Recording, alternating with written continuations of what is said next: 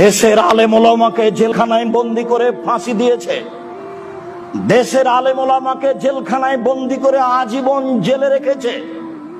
দেশের সুনামধন্য সুখ্যাতিপূর্ণ বক্তা জনাব দেলোয়ার হোসেন সাঈদী রাহিমাহুল্লাহ তারা একজন, যাকে আজীবন জেলে থেকে দুনিয়া থেকে বিদায় নিতে হয়েছে।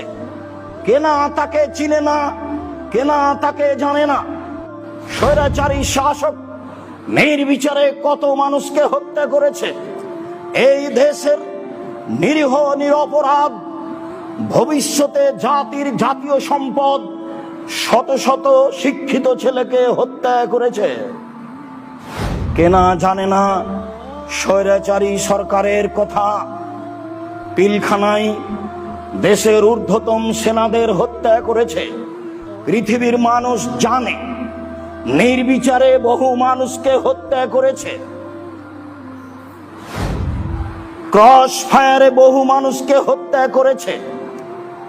বহু মানুষকে গুম করে অন্যায়ভাবে ন্যাক্কারজনক নোংরা অশোভনীয় ঘৃণিত পদ্ধতিতে হত্যা করেছে।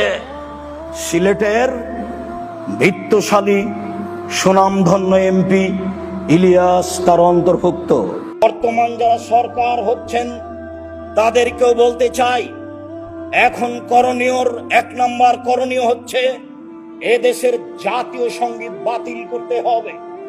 জাতীয় সঙ্গীতে ঠাকুর যতবার বলেছে ওমা তোমার আকাশ তোমার বাতাস, ততবার ঠাকুর কালিমাকে বলেছে ও কালিমা তোমার আকাশ তোমার বাতাস। দ্বিতীয়ত শিক্ষা সিলেবাস পরিবর্তন করতে হবে, শিক্ষা ব্যবস্থাপনা পরিবর্তন করতে হবে।